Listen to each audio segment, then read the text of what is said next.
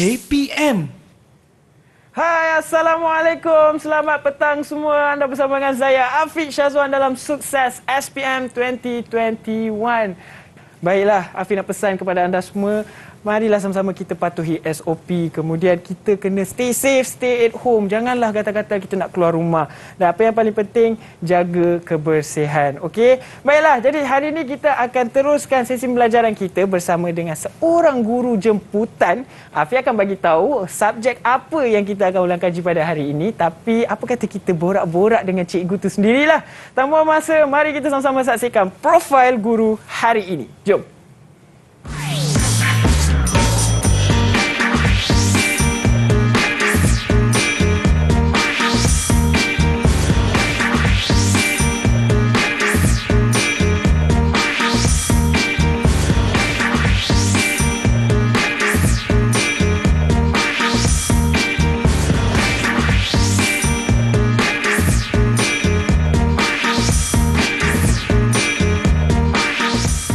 Itu dia cikgu kita hari ini dengan subjeknya ekonomi. Afiq dah pernah dengan cikgu ni. Cikgu ni memang best.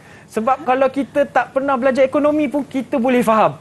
Inilah dia Cikgu Malisa. Assalamualaikum cikgu. Salam Afiq. Cikgu apa khabar, sihat? Alhamdulillah. Ya. Sentiasa sihat. Baiklah, jadi cikgu, ekonomi ni kalau orang yang tak pernah belajar pun boleh faham sebab memang ada kena-mengena dengan situasi kita, kehidupan kita semua. Ya, betul. Jadi cikgu ada tak pesanan ringkas sebelum kita mulakan ulang kaji dengan topik kita pada hari ini? Okey.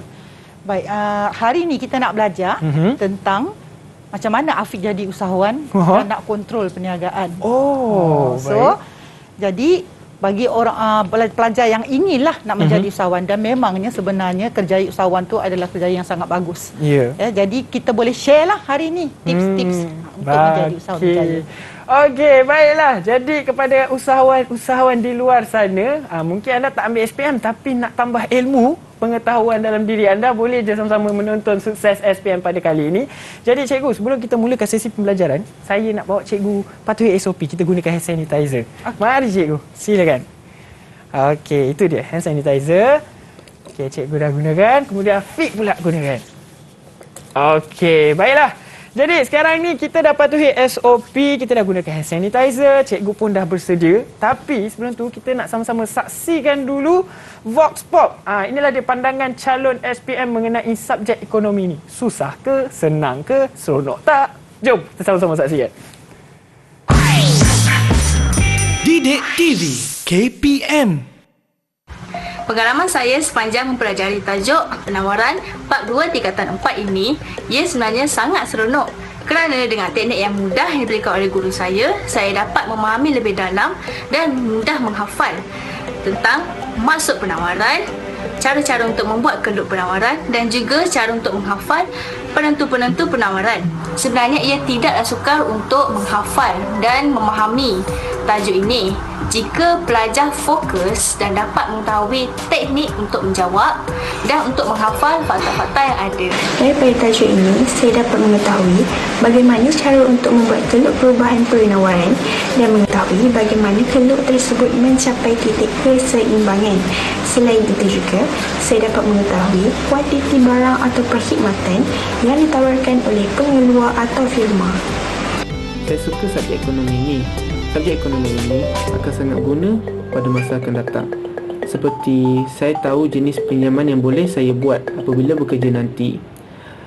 Tambahan pula, tugasan yang diberikan oleh cikgu saya, iaitu Puan Malisa, amat mencabar. Beliau selalu memberikan tugasan seperti mencari keratan akhbar dan membuat PowerPoint. Hal ini sedikit sebanyak dapat memberikan pengalaman yang berguna kepada saya dan rakan-rakan saya pada masa akan datang. Didik TV KPM. Ya, kita dengar sendiri pandangan calon mengenai subjek ekonomi ni. Betapa pentingnya untuk kehidupan kita di masa akan datang. Sebenarnya skop dia sangat besar. Sesuai untuk apa-apa saja. Kita nak jadi pegawai bank pun boleh. Kita nak jadi seorang usahawan pun boleh. Jadi, kalau kita tak ada ilmu ekonomi, mungkin agak sukar kalau kita nak menjadi seorang yang berjaya. Ya, betul. Baiklah, jadi sekarang ni kita nak berehat terlebih dahulu. Kepada murid-murid di luar sana, boleh keep on standby, ambil je buku nota untuk catat apa saja pesanan ilmu daripada Cikgu Malisa sebentar nanti. Dan sekarang kita berehat terlebih dahulu. Semuanya dalam Sukses SPM 2021. Didik TV KPM. Didik TV KPM.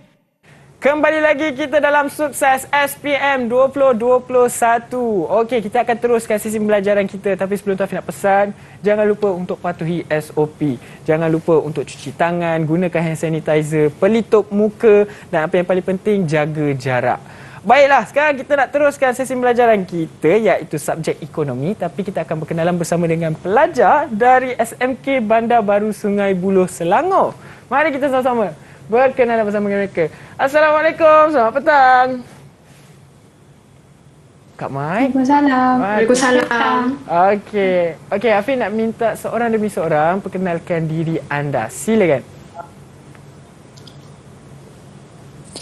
Selamat sejahtera. Saya Alia Azira, panggil saya Lia. Cita-cita saya ingin menjadi seorang pensyarah. Baik, pensyarah. Seterusnya. Salam sejahtera, nama saya Nur Husna binti Muhammad Syamsul. Boleh panggil saya Husna.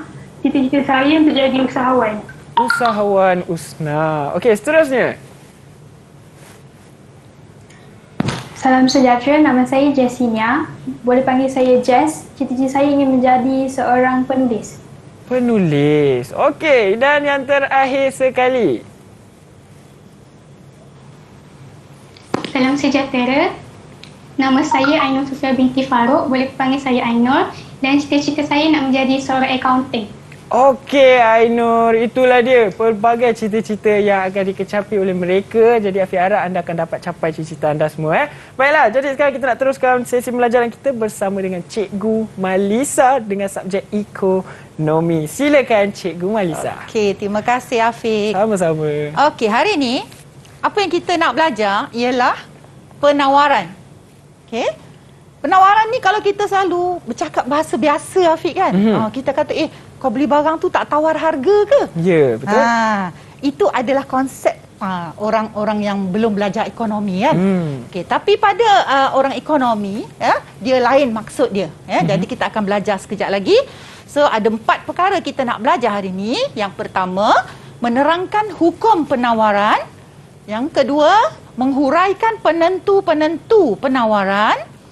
Yang ketiga, menjelaskan dengan gambar rajah perubahan harga mengakibatkan perubahan dalam kuantiti ditawar.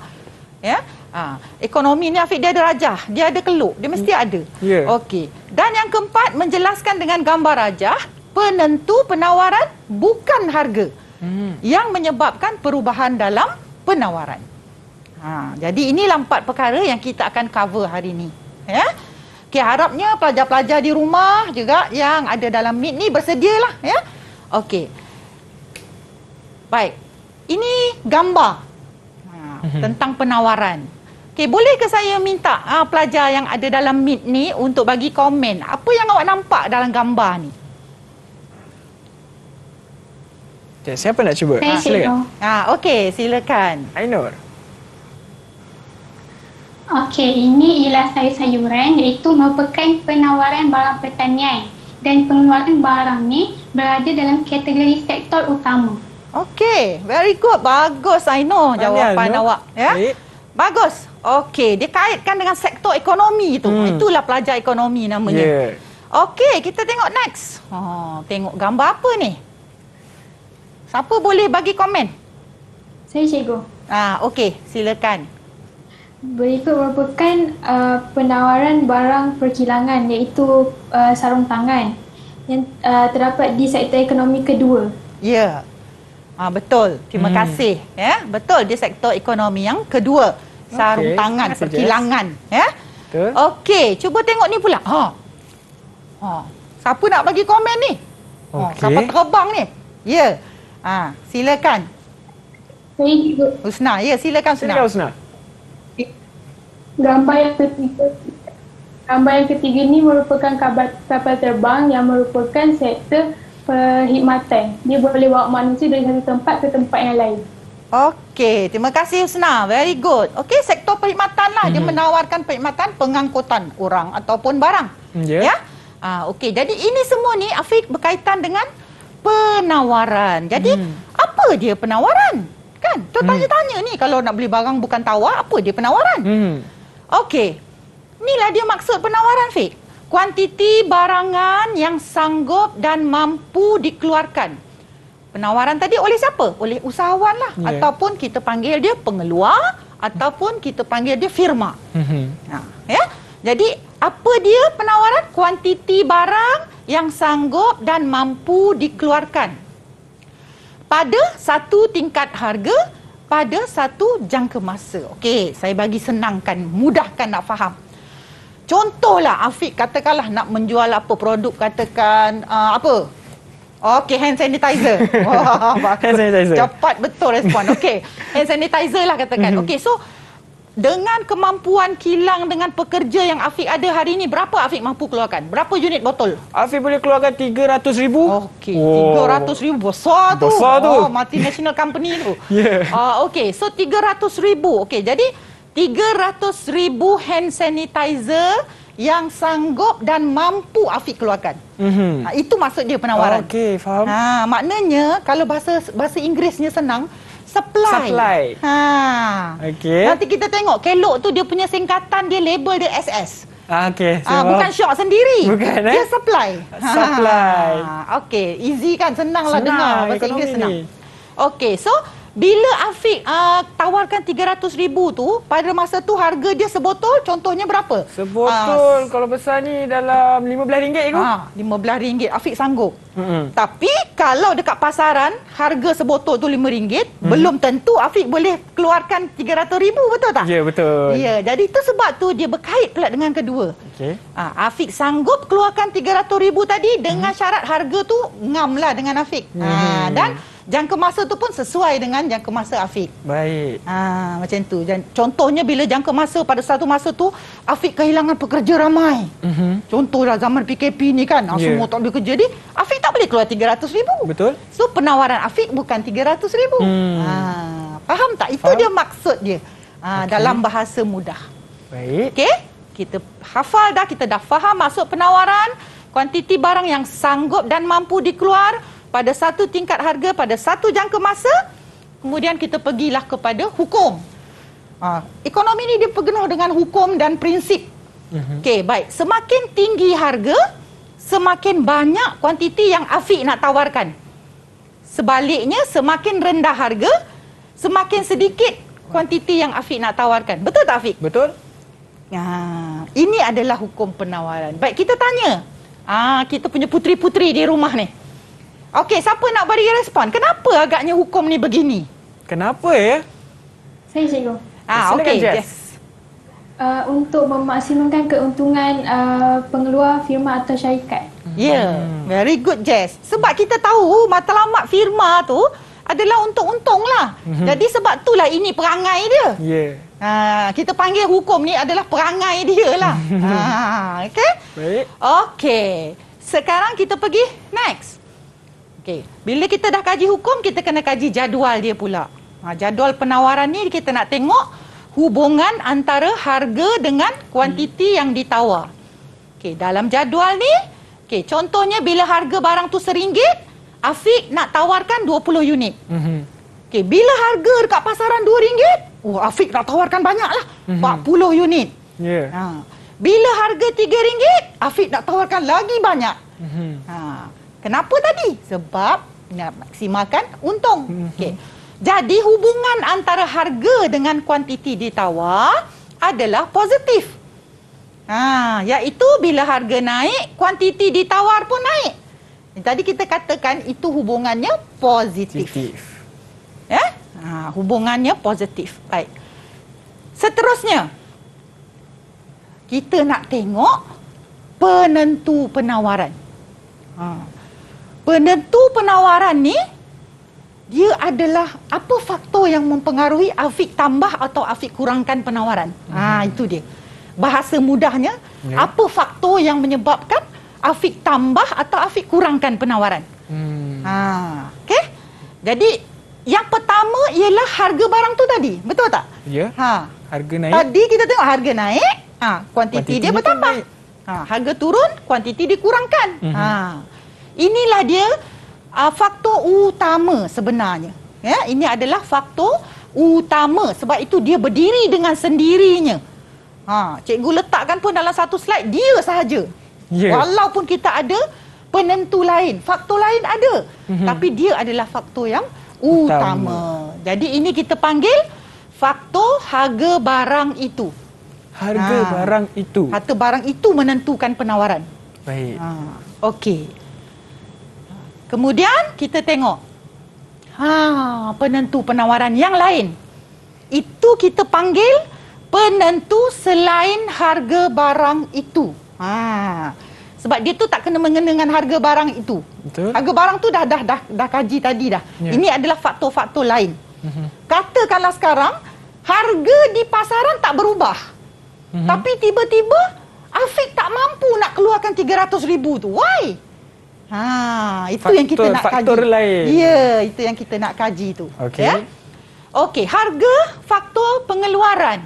Ini puteri-puteri kita ni dah belajar masa form 4 ni, ya, iaitu sumber-sumber ekonomi ni, ya. Jadi siapa boleh komen sikitlah apa dia tu sedikit tentang harga faktor pengeluaran. Siapa nak cuba? Saya cikgu. Okey, silakan Alia. Contohnya macam upah buruh, sewa kedai, sewa tanah dan harga barang mentah. Yes, betul tu. Bagus. Aino. Tapi tadi bukan Aino nak jadi usahawan kan? Yang nak jadi usahawan tu orang lain. Orang lain. Bagus, betul Aino. Terima kasih. Itu adalah faktor-faktor pengeluaran lah. Harga. Kalau kita kata faktor pengeluarannya buruh, pekerja, harga dia apa? Upah dia tu. Ya, kita bayar dia dengan upah, jadi itulah harga dia. Ya. Kalau kedai, itu faktor pengeluaran. Tapi apa dia punya harganya? Sewa.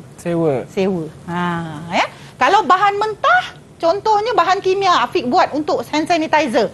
Itu adalah bahan mentah. Tapi dia punya harga dia lah. Yalah. Harga bahan mentah lah. Ya. Jadi, ini nanti kita tengok macam mana dia mempengaruhi penawaran. Faktor yang kedua, cuaca. Siapa nak komen sikit lah. Basic asas tentang cuaca. Saya cikgu. Okey Alia. Silakan. Okey, contoh cuaca yang terdapat di negara kita ialah tengkujuh, kemarau, hujan dan panas. Yes, betul. Betul-betul Alia. Bagus ya, cuaca. Dah belajar ni dalam geografi ni dia orang ni kan? Dah belajar dah. Okey, so cuaca ni boleh mempengaruhi penawaran. Sat lagi kita tengok. Baik. Okey, tingkat teknologi. Siapa boleh share sikit? Tingkat teknologi. Saya cikgu. Okey, Huna. Contohnya penggunaan mesin atau jentera yang canggih untuk memastikan pengeluaran yang cekap.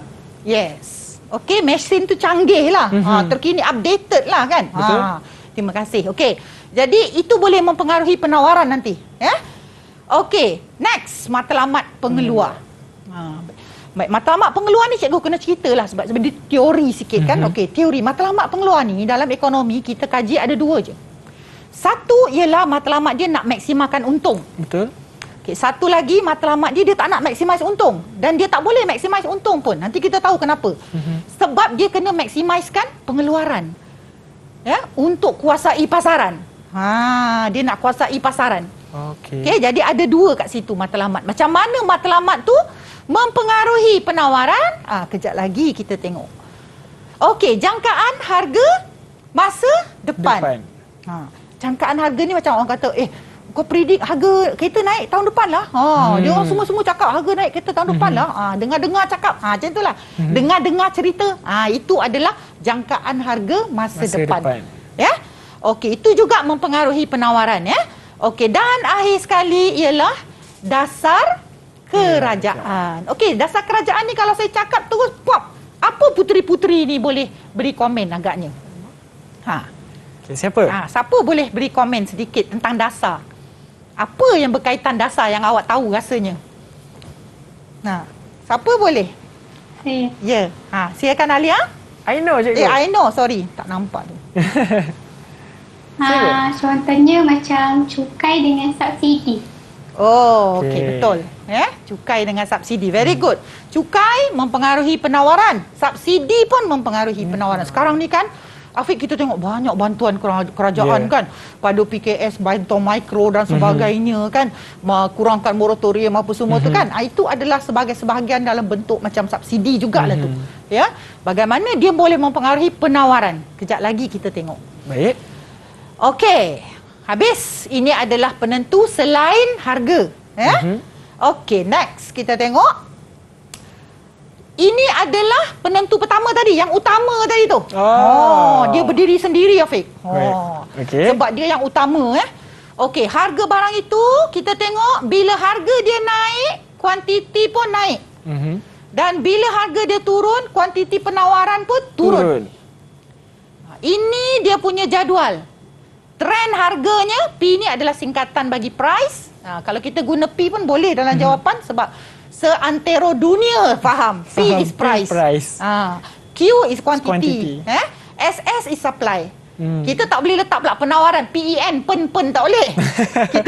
Bahasa Melayu kena penawaran. Tak boleh. Tapi kalau bahasa Inggeris, dia punya istilah dia, short form dia SS boleh.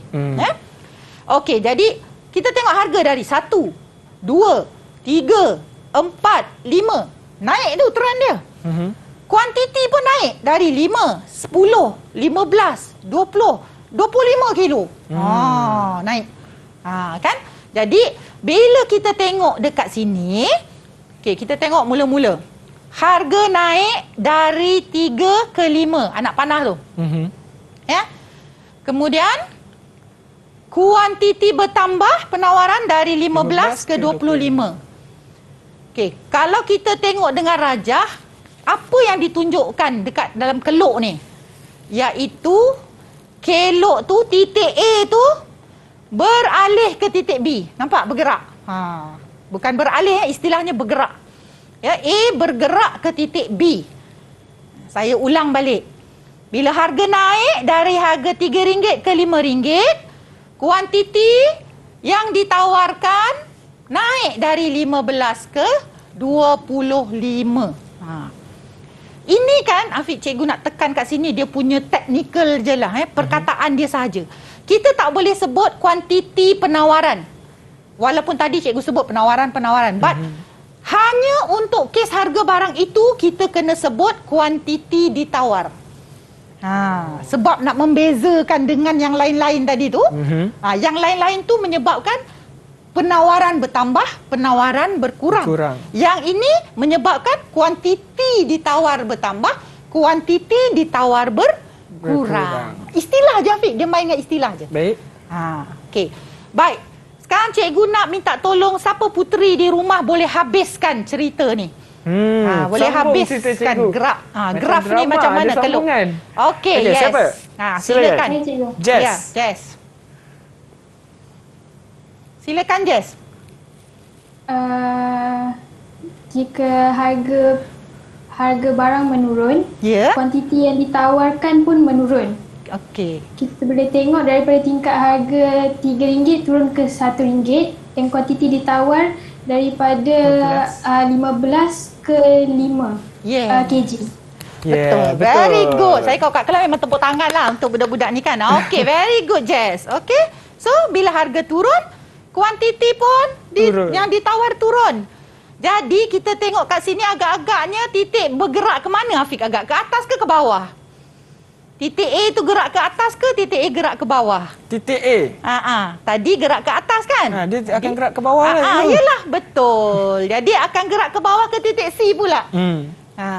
Jadi inilah yang menunjukkan hukum penawaran. Tadi, hukum penawaran tadi kan? Harga naik, kuantiti naik. Harga turun, kuantiti turun. Inilah buktinya. Jadi kalau ada soalan dalam SPM cakap buktikan hukum dengan satu kelok. Inilah dia keloknya hukum. Inilah dia hukum keloknya. Senang je ekonomi ni. Senang je kalau kita belajar dengan Cikgu Malisa. Mudah faham kan? Kacang je, kacang. Okey. Okey. Okey, next kita pergi kepada penentu selain dari harga. Kita masuk penentu selain harga. Yang pertama iaitu harga barang lain. Okey? Okey. Baik, peningkatan atau penurunan harga barang lain mempengaruhi kuantiti barang tersebut. Okey. Jadi kita tengok contoh. Senang-senang cerita dengan contoh. Sayur sawi adalah harga barang itu. Dan sayur kangkung adalah harga barang lain. Okey, kita tengok apa dia punya hubungan antara sayur sawi dengan sayur kangkung. Okey, jika harga sayur kangkung naik, pengeluar akan lebihkan tanam sayur kangkung sebab harga dia naik kan? Jadi apa jadi pada sayur sawi? Dia akan kurangkan sayur sawi. Jadi kuantiti penawaran sayur sawi akan turun. Okey. Ini kena tambah sikit lagi ni huraiannya. Okey, siapa puteri di rumah boleh bagi tahu kat saya kenapa bila dia tambah kangkung, sawi tu dia tak boleh tambah, dia kena kurangkan juga sawi. Siapa puteri di rumah boleh bantu saya? Okey, silakan. Silakan. Sebab pengeluar mereka kekurangan faktor pengeluaran. Contohnya macam tanah dengan tenaga buruh. Tapi dalam kes ni apa yang dikurang?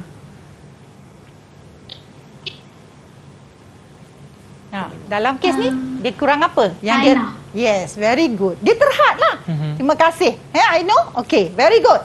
Okay, jadi tanah contohlah ada 1 hektar, Fik. Tanam separuh kangkung, separuh sawi. Bila you tambah kangkung, sawi nak pergi mana? Sawi jadi kurang lah kan? Mungkin sawi akan tanam tepi-tebing je. Dia menumpang-numpang je lah kan? Sebab kangkung harga tinggi, dia orang rebut nak tanam kangkung. Jadi itulah dia. Okey, jadi macam itulah bagaimana harga barang lain mempengaruhi penawaran barang lain. Jadi dekat sini, harga barang apa yang mempengaruhi penawaran kangkung? Harga sawi. Baik. Okey, boleh faham ya? Boleh. Okay. Sekarang kita tengok kelok tu macam mana ditunjukkan. Sama tak dengan kelok tadi? Kita tengok sama tak? Okey, ini kelok penawaran asal untuk sawi tau, bukan kangkung, sawi. Okey, jadi tadi bila harga kangkung naik, kuantiti penawaran kangkung naik. Betul? Tanam kangkung lebih, betul? Apa jadi kepada penawaran sawi? Penawaran sawi turunlah. Kan? Kepada 10 kg. Jadi akan ditunjukkan oleh kelok SS yang baru beralih ke kiri. Okey. Look Afiq dekat sini betul-betul. Adakah harga berubah? Harga tidak berubah. Harga dia sama. Jadi inilah dia penentu selain harga. Sebab harga tu tak berubah. Jadi cuma yang membezakan kuantiti. Ya, jadi ditentukan dalam kes ni ialah sebab harga barang lain. Iaitu harga kangkung tadi efek sawi lah. Macam itulah. Okey, jadi bila berkurang Afiq kat sini, cikgu hanya guna 1 rajah kelok sajalah ya. Okey, bila berkurang kelok tu beralih kiri. Kalau bertambah kelok beralih ke kanan. Macam tu je. Okey. Jadi kita tengok kelok beralih ke kiri, berpindah ke kiri, menunjukkan apa? Iaitu kuantiti kuantiti penawaran semakin kurang. Walaupun harga tetap sama. Itu sebab dia masuk dalam kategori penentu selain harga. Okey? Faham. Okey, next. Harga faktor pengeluaran. Okey, atau kita panggil input lah, lebih senang. Cikgu tak suka faktor pengeluaran panjang lah, Fik. Kita nak simple-simple kan, okey? Input, senang input. Input ni pula satu dunia tahu. Input. Baik, contoh tadi, tadi kawan kita puteri-puteri dah cakap dah. Upah pekerja, harga bahan mentah dan sebagainya kan. Jadi jika harga input naik, kos pengeluaran naik. Kan? Modal kena banyak pakai lah kan. Maka kuantiti penawaran akan turun lah. Sebab you tak mampu nak adakan modal yang banyak. Jadi kelok SS beralih ke kiri lah sebab dia kurang. Sebaliknya, jika harga input turun, kos pengeluaran turun, kuantiti penawaran akan naiklah. Dan kelo SS beralih ke kanan. Okey, Putri boleh ada tak dekat rumah ni boleh jawab? Siapa nak bagi komen sikit? Apa dia contoh inputnya? Husna ingin mencuba? Boleh? Boleh mencuba? Ni, kos bahan mentah. Okey, macam mana tu Husna? Contohnya, diorang nak kena ada kos untuk beli bahan mentah untuk hasilkan output. Ya, betul. Jadi, kalau kos bahan mentah tu macam mana? Naik ke turun? Naik. Kalau naik, apa efek dia kepada penawaran? Bila kos untuk keluarkan output tu meningkat, jadi penawaran pun akan meningkat. Betul ke? Bila kos pengeluaran naik, penawaran menurun. Menurun. Betul. Good, Husna. So you are thinking now. Okay. So bila kos naik, jadi tak cukup modal, jadi pengeluaran kurang lah. Macam tu. Ya. Okay. Jadi kat sini, kenapa agaknya berlaku? Bila kos pengeluaran naik, maka penawaran terpaksa dikurangkan. Siapa nak bagi jawapan? Okay, siapa ingin mencuba? Soalan cepu mas ni. Balik kepada bab 1 dulu, form 4 belajar. Jauh. Apa dia? Kenapa agaknya? Bila kos pengeluaran naik, penawaran terpaksa dikurangkan. Kenapa? Bukankah mereka boleh keluarkan barang? Mereka ada mesin, mereka ada bahan mentah. Tapi kenapa terpaksa dikurangkan penawaran bila kos pengeluaran naik? Sebab dari segi modal, apa dia? Apa dia bab 1 kita belajar pada firma? Menghadapi masalah apa dia? Ainul? Okey, Ainul? Sebab firma mereka mempunyai modal yang agak terhad. Yes, betul. Very good. Ya? Ataupun kita kata konsep kekurangan. Masa bab 1 kita belajar kan? So, kekurangan modal atau modal terhad. Jadi sebab tu bila kos naik, dia tak boleh tambah lagi lah. Sebab itu je modal dia ada. Baik. Okey, jadi cikgu, kita nak berehat terlebih dahulu. Okey, kemudian kita akan sambung lagi selepas ini. Seronok belajar ekonomi ni. Jadi murid-murid di rumah, kita berehat dan semuanya dalam Sukses SPM 2021. Didik TV KPM. Didik TV KPM. Kembali lagi kita dalam Sukses SPM 2021. Jangan lupa untuk patuhi SOP, sentiasa cuci tangan, gunakan pelitup muka, hand sanitizer dan apa paling penting, jaga jarak anda sekurang-kurangnya 1 meter bersama dengan individu yang lain. Baiklah, tanpa membuang masa, sekarang ni kita nak teruskan sesi pembelajaran kita dengan subjek ekonomi bersama dengan Cikgu Malisa. Silakan Cikgu. Okey tadi. Last Safiq tadi kita belajar harga faktor pengeluaran atau input. Okey, kita pergi seterusnya nombor IT kita akan uji minda. Okey, sekarang cikgu nak uji puteri-puteri ni. Cuba anda fikirkan satu situasi yang lain berkaitan dengan harga input yang menjejaskan penawaran sesebuah syarikat. Puteri mana nak jawab ni? Siapa? Okey, silakan Aino. Contohnya, bila upah buruh meningkat, secara tidak langsung, kos pengeluaran juga akan meningkat. Jadi, firma akan terpaksa mengurangkan penawaran mereka disebabkan firma kekurangan modal. Okey, very good. Perfect answer. Sangat tu. tepat jawapan dia. 4 marks tu. Teratur, tersusun kan? Sebab akibat dia. Okey, very good. I know. Betul. Dia kata bila upah pekerja naik, dia kata maka kos pengeluaran naik, maka firma turunkan penawaran. Dia tak mampu nak keluarkan banyak. Maka ini disebabkan oleh dia tak cukup modal. Okey, next. Kita pergi pada tingkat teknologi. Okey. Teknologi pengeluaran moden atau yang canggih, kan? Jika pengeluar menggunakan teknologi robot canggih, kuantiti penawaran akan naik, meningkat. Maka kelo SS beralih ke kanan. Okey. Jika guna mesin lama, kuantiti penawaran akan berkurang. Kelo SS beralih ke kiri. Kenapa agaknya mesin lama ni boleh menyebabkan penawaran kurangnya? Kenapa? Kenapa agaknya mesin lama ni, apa masalah dia selalu mesin lama? Siapa boleh bagi komen? Ya, betul. Okey, Husna. Silakan. Yes. Melambatkan proses pengeluaran barang. Yes. Okey, very good. Melambatkan. Mesin lama, teknologi lama kan? Ya. Jadi lambat. Kos pembaikan pulih. Yes, betul. Maintenance. Very good. Afiq dah boleh masuk dunia ekonomi dah. Bila dah nampak maintenance cost tu, itu berfikiran usahawan lah tu. Okey. So, kita tengok soalan. Uji minda. Soalan-soalan ni Afiq, dia boleh jadi kebat ni. Idea kebat ni semua. Okey, bolehkah anda sebutkan satu contoh penggunaan teknologi moden dalam industri selain daripada menggunakan robot? Apa dia? Siapa dah? Puteri-puteri boleh? Jess. Okey. Silakan. Contohnya alat pemotong kayu automatik yang dapat mengira jumlah kayu yang telah dipotong. Tulisannya dapat mempercepatkan proses pengeluaran barang dan dapat menghasilkan barang lebih berkualiti dan secara tidak langsung dapat memaksimumkan keuntungan firma syarikat atau pengeluar. Yes. Very good. Okey, Jess. Dia kata ada satu mesin ni potong, automatik dikira terus. Pap, satu. Dia terus, digital. 2, 3, 4. Jadi, tak payah guna buruh nak kira, nak susun kayu dan sebagainya.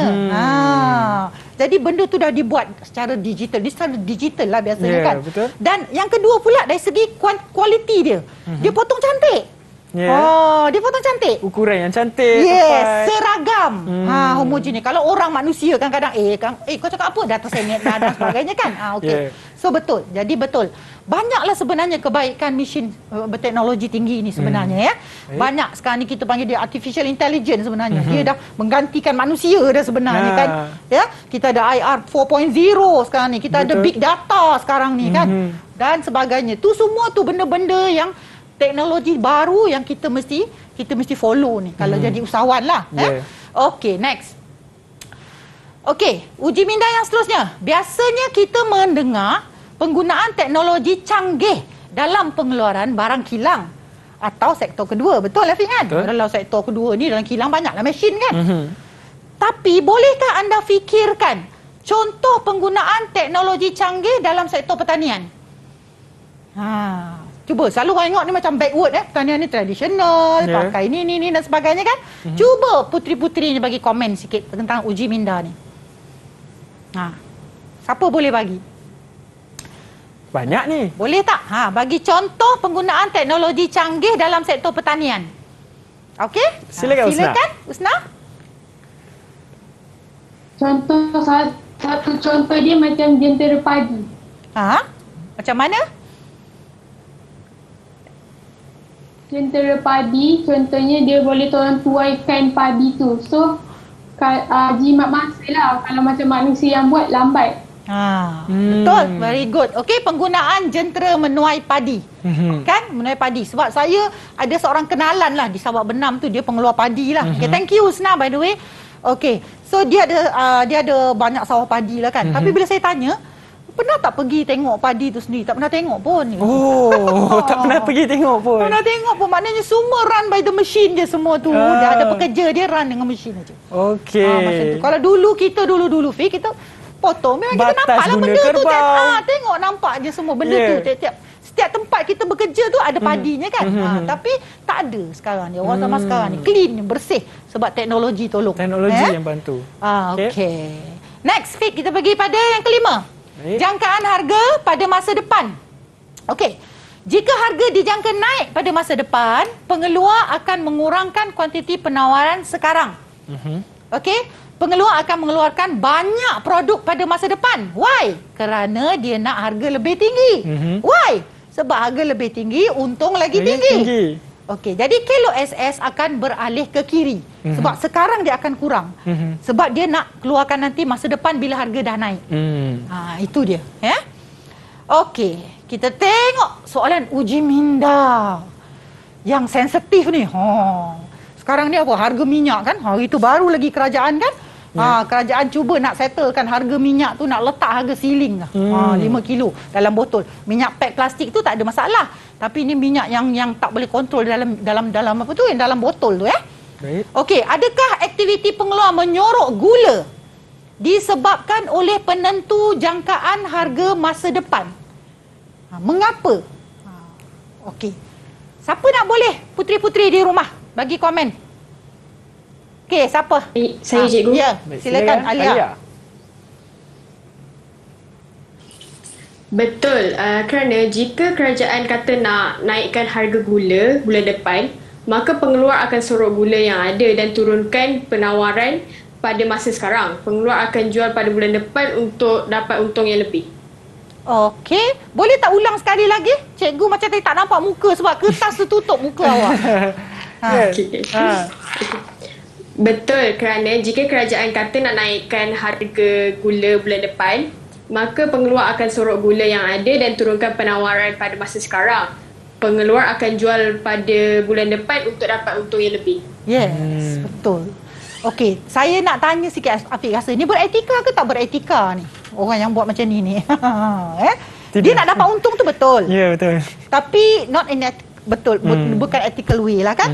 Jadi kita sebagai pengeluar nanti awak jadi usahawan nanti, sanitizer punya usahawan lah kan? Saya takkan sorok walaupun harga akan naik. Biarlah harga turun tetap jual juga kan, walaupun untung kita sedikit, sambil kita menjual kita membuat kebajikan. Ya, ada kita punya tanggungjawab pada masyarakat. Pengeluar ni ada tanggungjawab dia sebenarnya. Ya, dan pahalanya besar bila dia mengeluarkan dan menjual kepada pengguna tu. Ya. Okey, bagus. Terima kasih tadi Alia jawapan. Ya. Okey, 6. Cuaca. Nah, tadi kawan dah komen tadi kan? Cuaca panas lah, tengkujuh, kemarau lah kan? So, kita tengok macam mana dia mempengaruhi penawaran. Melibatkan barang yang bergantung kepada keadaan alam semula jadi seperti hujan, panas, kemarau dan tengkujuh. Jadi ni, Afiq, cuaca ni hanya barang yang effect by the cuaca saja. Ya? Okey, contohnya, pada musim tengkujuh, nelayan tidak ke laut kerana laut bergelora. Kuantiti penawaran ikan akan berkurang. Jadi KLOSS beralih ke kiri. Contoh kedua, ketika cuaca hujan pula, getah tak boleh ditoreh. Jadi kuantiti penawaran susu getah berkurang. Jadi KLOSS beralih ke kiri. Okey? Jelas ini adalah faktor cuaca. Baik. Okey, sekarang kita cuba tengok.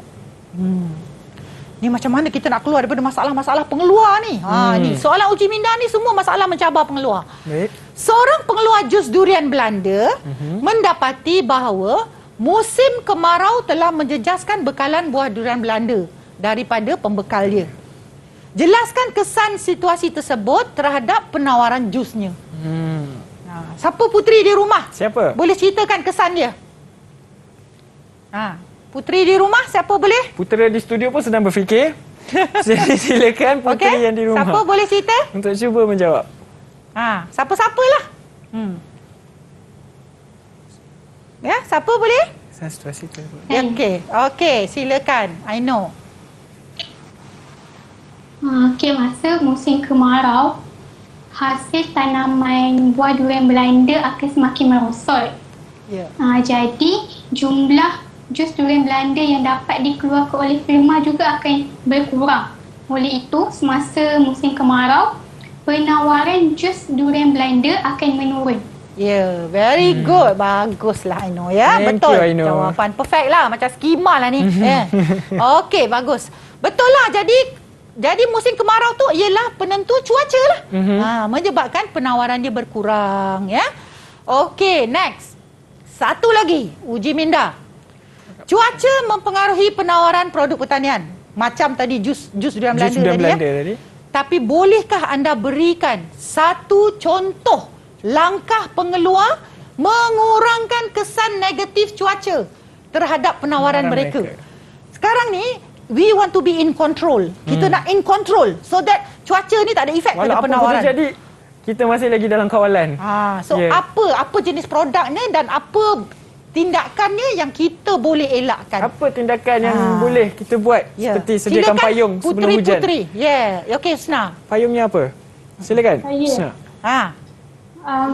Salah satu inisiatif dia, pengeluar boleh gunakan teknik greenhouse ataupun rumah hijau. Teknik greenhouse ni dia macam kita tanam tanaman kita dekat dalam rumah. So kalau pengeluar laksanakan inisiatif greenhouse ni, cuaca tu tak akan terlalu mempengaruhi penawaran pengeluar. Very betul. good, Usna. Sangat betul. Okey, betul lah greenhouse.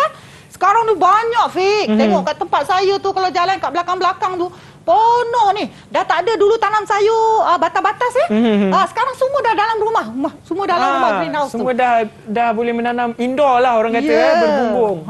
Macam saya pun kat rumah memang berkebun kan. Jadi bila saya tak ada indoor tu, macam-macam ulat lah, binatang lah. Macam-macam baja dan juga racun perlu digunakan cikgu. Dan monyet satu lagi. Itu ambil pun makan sayur saya. Jadi itulah. Jadi kalau saya ada greenhouse, benda ni boleh diatasi. Boleh diusahakan cikgu, sebab saya pun suka bertani juga di rumah. Boleh. Baiklah, jadi cikgu sekarang kita nak berehat terlebih dahulu. Kemudian kepada murid-murid di rumah juga kita boleh berehat. Jadi jangan ke mana-mana, terus stay bersama dengan kami semuanya dalam Sukses SPM 2021. Didik TV KPM. Didik TV KPM. Kembali lagi kita dalam Sukses SPM 2021. Jangan lupa untuk patuhi SOP, okey? Mungkin anda dah tahu dah apa itu SOP. Baiklah, sekarang kita nak teruskan lagi sesi pembelajaran kita subjek ekonomi bersama dengan Cikgu Malisah. Silakan cikgu. Okey, terima kasih Afiq. Sama-sama. Okey, ni tadi adalah uji minda yang terakhir tadi bagaimana produk pertanian tadi kita boleh kurangkan dia punya kesan daripada cuaca Okey, next. Yang ketujuh, ini adalah penentu selain daripada harga yang akhir. Matlamat pengeluar. Okey, jika pengeluar mahu memaksimumkan untung. Tadi cikgu dah cakap ada dua matlamat Okey, jika dia mahu maksimalkan untung, kuantiti penawaran sengaja dikurangkan supaya harga dia akan naik. Ini adalah strategi jika dia nak maksimal untung. Jadi kat sini Kelo SS akan beralih ke kiri lah, sebab dia kurangkan penawaran. Okey. Sebaliknya, jika dia mahu memaksimalkan pengeluaran atau menguasai pasaran, kuantiti penawaran akan ditambah supaya produk keluarannya banyak di pasaran.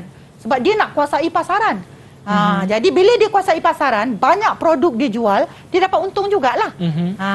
So Kelo SS beralih ke kanan. Dia akan keluarkan sebanyak-banyaknya dan dijual merata-rata tempat. Okey.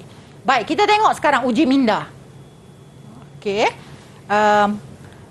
Kita tengok uji minda. Apakah contoh barang yang dikeluarkan untuk memaksimalkan pengeluaran dan bukan memaksimumkan untung?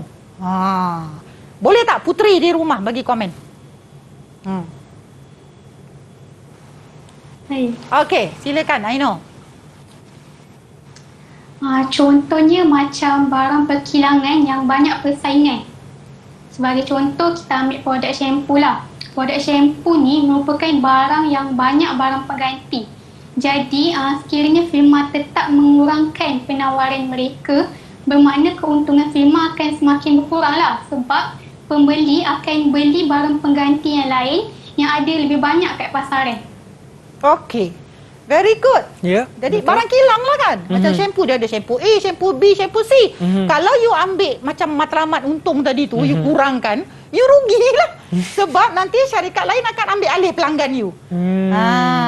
Itu dia. Jadi itu contoh barang ni, barang perkilangan lah biasanya Okey, dan yang kedua, apakah contoh barang yang dikeluarkan untuk memaksimumkan untung dan bukan memaksimalkan pengeluaran? Putri yang mana pula nak jawab? Saya cikgu. Okey, silakan. Silakan. Jess. Contohnya macam barang limited edition, macam motor. Jadi mereka dapat naikkan harga barang untuk memaksimalkan keuntungan. Yes, very good. Betul kan Afiq kan?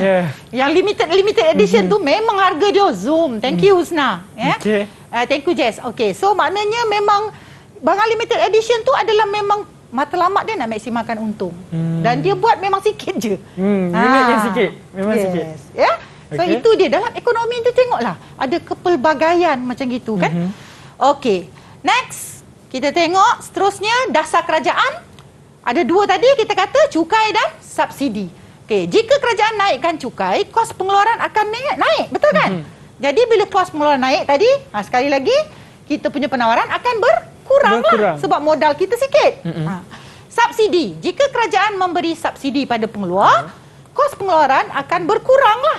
Macam sekarang kan, kerajaan bagi apa? Subsidi upah pada company banyak supaya memastikan pekerjanya dapat upah, dapat gaji dan boleh meneruskan pengeluaran. Kan? Okey, jadi kat situ kos pengeluarannya akan dikurangkan sebab separuh gaji pekerja kerajaan bayarkan, kan? Jadi pengeluar boleh menambah penawaran. Jadi Kellogg's SS beralih ke kanan. Okey, Uji Minda. Agaknya kat sini. Kerajaan tu dia nak bagi subsidi pun ada situasi tertentu. Contoh sekarang macam PKP kan? Kalau tak PKP, pernah ke kerajaan bagi subsidi upah? Tak pernah dengar kan? Betul. Tapi memang subsidi padi ni memang always. Why? Kenapa? Siapa Puteri nak jawab? Puteri mana nak jawab? Kenapa kat padi tu sentiasa bagi subsidi? Yes, okey. Silakan. Alia. Subsidi boleh menurunkan kos penawaran supaya pengeluar dapat mengeluarkan lebih banyak padi. Ini adalah kerana padi adalah keperluan asas bagi rakyat. Yes, betul. Ya, thank you. Very good Alia. Jadi dekat sini bila bagi subsidi padi, contoh subsidi baja lah. Okey, berapa relung? Satu relung RM500 ke apa benda lah kan? Okey. So dekat sini kos pengeluaran pengusaha padi tu turun lah. Sebab dia ada bantuan kan? Jadi dia dapat tanam padi banyak lagi. Dan apa pentingnya padi yang banyak? Sebab padi adalah makanan ruji kita, rakyat Malaysia. Betul, makanan harian. Dan memang kita terpaksa import pun tak cukup beras kan. Jadi sebab tu kerajaan beri subsidi kepada padi supaya penawaran padi bertambah. Okey, Tania, siapa jawab tadi? Ni si Alia. Good. Okey. Sekarang ini soalan SPM lah. Okey, kita pergi kepada moment of truth. Ini dia jawab SPM. Fenomena El Nino menyebabkan cuaca panas dan kering yang melampau di Asia Tenggara. Hal ini menjejaskan 85% tanaman kelapa sawit dunia yang terdapat di rantau ini. Fenomena ini telah menghalang pertumbuhan daun dan buah kelapa sawit. Okey, lakarkan Kellogg yang menunjukkan perubahan penawaran buah tersebut. Okey, cikgu nak bagi tahu kat sini. Lakar tu maknanya, Fik, tak payah pakai ikut skala, ikut kertas graf dan sebagainya. Lakar maknanya sketch saja dekat atas kertas biasa. Sekarang cikgu nak puteri-puteri di rumah buat sekarang. Lakarkan sekejap. Dalam 2 minit, 1 minit. Lakar saja ya. Okey. Sebenarnya senang je. Lakar ni maksudnya apa yang kita agak je kan. Maksudnya penurunan SS. Tunjuk alih tu. Okey. Saya selalu macam tu. Saya kata mesti terbagi jawapan. Cikgu Malisa mesti marah saya. Okey. Baik. Okey, dah siap? Dah siap. Siapa dah siap angkat?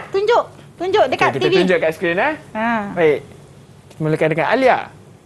Okey. Alia ada. Good. Okey. SS beralih. Ni. Jess. Apa ni, Jess kena tarik belakang sikit. Jangan dekat sangat dengan dekat kamera. sangat tak nampak. Okey, good. Bagus. Betul. Jess, Husna, Alia dan seorang lagi. Aino. Nampak mukanya tak nampak. Okey. Betul cikgu. Bagus, very good. Thank you. Bagus. Ya. Kat sini awak dapat 3 markah lah. Okey, yang kedua. Jelaskan faktor-faktor lain yang menyebabkan perubahan penawaran buah kelapa sawit tersebut. Tadi kita kata tadi yang 6 tadi, yang kat slide banyak-banyak tadi, bukan yang nombor 1 kan? Ini adalah faktor-faktor lain, iaitu selain harga. Okey, apa dia? Kita bagi contoh kat sini, dasar kerajaan. Ya, jadi bila kerajaan kurangkan subsidi kepada kelapa sawit. Contoh subsidi baja ke, subsidi benih ke, anak pokok ke kan? Maka kos pengeluaran dia akan naik. Sebab kalau dia nak tanam, dia terpaksa beli sendiri. Jadi dia terpaksa keluar modal sendiri, jadi kos dia naik. Maka penawaran akan berkurang. Okey, faham. Dan seterusnya pula harga input. Ni tadi cerita tadi ni dah disampaikan oleh seseorang lah tadi ni kan. Harga input. Okey, contoh upah buruh meningkat. Bila upah buruh meningkat, kos pengeluaran meningkat. Maka penawaran pun berkurang. Okey, baik. So inilah di antaranya yang berkaitan tentang soalan penentu penawaran. Okey? Penentu penawaran. Okey. Baiklah, jadi selesailah sesi pelajaran kita cikgu ya. Ya, betul. Okey, jadi cikgu ada tak apa-apa rumusan daripada cikgu untuk topik kita pada hari ini? Okey, baik. Rumusan saya ialah di sini bahawa kita kena faham setiap penentu itu. Sama ada dia menyebabkan naik ataupun turun. Kalau kita kata okey, harga input, contoh kita kata upah buruh naik. Tak bolehlah kita kata upah buruh naik, penawaran naik. Sebab upah buruh naik, kos akan naik, maka penawaran akan turun. Kita kena faham dia punya relationship dia tu. Dia punya kesan sebab akibat. Ini adalah satu kemahiran dipanggil menganalisis. Kebat ni sebenarnya. Ini kebat Yes. Okey, baik. Okey, jadi selesailah sesi pelajaran kita untuk subjek ekonomi bersama dengan Cikgu Malisa pada hari ini. Sebelum kita mengakhiri sesi pelajaran kita, saya nak ucapkan terima kasih kepada keempat-empat pelajar kita dari SMK Bandar Baru Sungai Buloh Selangor, dan semoga murid-murid yang menyaksikan kita pada hari ini dapat memperoleh keputusan yang cemerlang pada SPM nanti. Okey, kita jumpa lagi di masa akan datang. Terima kasih semua. Bye. Assalamualaikum. Didik TV KPM. Bismillahirrahmanirrahim. Assalamualaikum warahmatullahi wabarakatuh. Saya Farouk bin Harun, ayah kepada Ainul Sufiah, ingin mengucapkan dan mendoakan kepada semua calon SPM tahun 2021 agar dipermudahkan segala urusan dan dikurniakan kejayaan yang cemerlang. Semoga berjaya. Assalamualaikum warahmatullahi wabarakatuh. Saya ibu kepada Guru Ilham Huda binti Kursman. Harapan saya pada calon SPM 2021 ialah saya berharap agar mereka dapat memperoleh kejayaan yang cemerlang walaupun cara pembelajaran mereka amat-amat berbeza dengan tahun